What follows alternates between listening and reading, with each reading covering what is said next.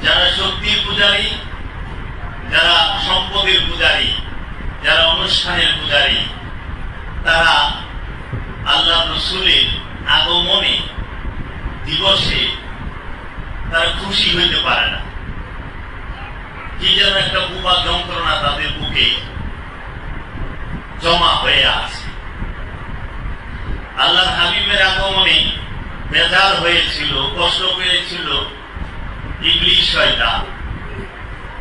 ইবলিস শয়তান ছাড়া কলকাইনাতে যত কিছুই আছে কেউই বেজার হয় নাই, আনন্দিত হয়েছে, খুশি হয়েছে।